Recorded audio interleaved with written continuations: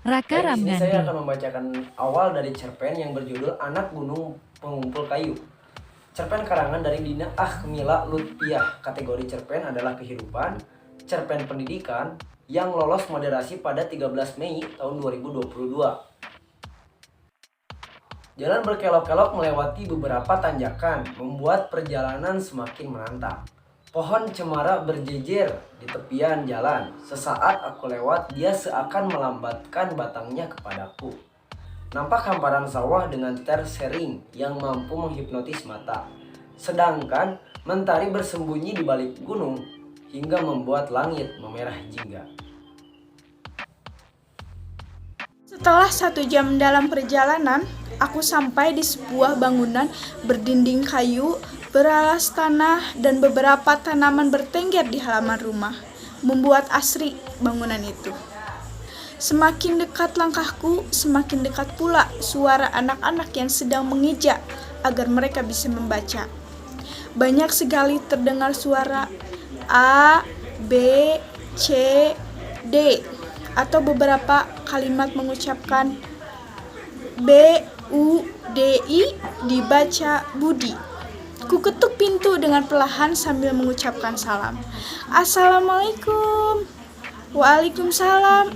Karena dia sudah datang, sambut Bu Guru Reni, yaitu salah satu pengajar di yayasan ini. Mari Kak, perkenalkan diri.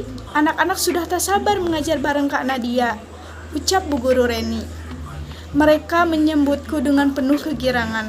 Ada yang meloncat-loncat, tepuk tangan, tapi mataku tertuju pada seorang anak yang duduk di bangku paling belakang. Dia hanya tersenyum ramah kepadaku. Berbeda dengan yang lainnya. Atas sambutan yang baik ini, aku jadi tambah semangat untuk memberi bantuan tenaga pengajar di kampung ini. Aku merasa penduduk kampung didominasi dengan orang yang buta huruf, tapi sebagian dari mereka sadar bahwa pendidikan itu penting.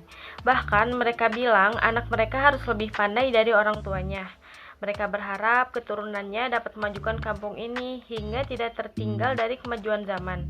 Seperti sekarang ini, kebanyakan warga masih menggunakan lampu minyak tanah, sedangkan lampu listrik hanya digunakan oleh warga yang berkecukupan. Berkebun merupakan salah satu pekerjaan pokok mereka. Ada juga yang menggembala kambing dan kerbau.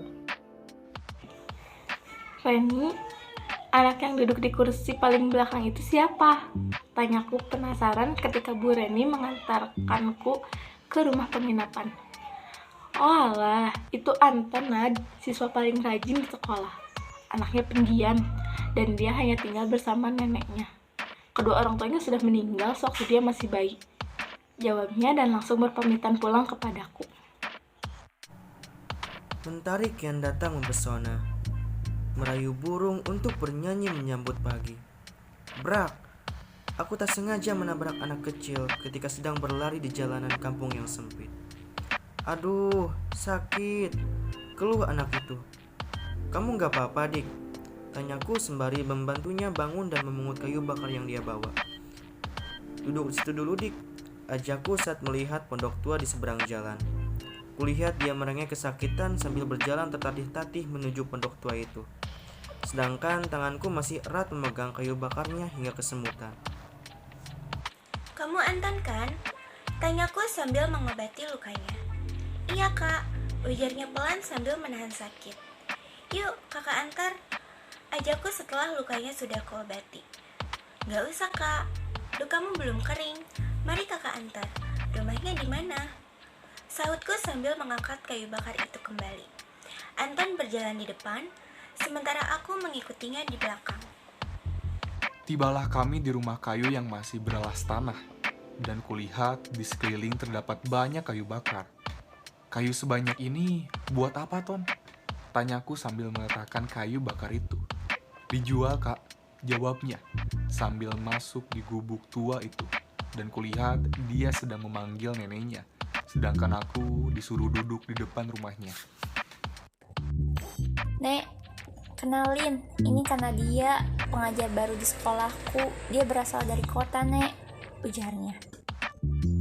Nadia, Nek, sapaku sambil mencium tangannya. Oh alah, gak nyangka masih ada anak muda yang punya rasa peduli sepertimu, Nak. Sudah berapa bulan ini warga kampung mencari bantuan tenaga pengajar. Semuanya pada menolak, entah apa penyebabnya, dan untunglah sekarang kami sudah menemukan orang yang tepat, ujarnya, dan mampu membuatku tersipu malu. Nenek buatkan minum dulu ya, pintanya. Gak usah repot-repot, Nek, sahutku. Gak repot, katanya sambil pamit ke dapur. Anton sedari tadi mengikat kayu ini menjadi beberapa bagian. Dia memilih kayu yang kering lalu diikat dengan tali. Lagi ngapain, Ton? Tanyaku sambil membantunya memilih kayu. Lagi ngikat kayu, Kak, buat dijual besok, ujarnya sambil mengusap keringat yang sedari tadi singgah di pelipisnya. Berapa harga kayu sikat ini? Murah, Kak, cuma 5.000. Hah? 5.000? Emang cukup buat kebutuhanmu? Sambarku. Cukup Kak, cukup. Ya harus cukupin, Kak. Lebih baik Anton jual kayu ini daripada minta-mintakin, sahutnya. Ya mungkin hasil ini, tanyaku terheran-heran dalam hati.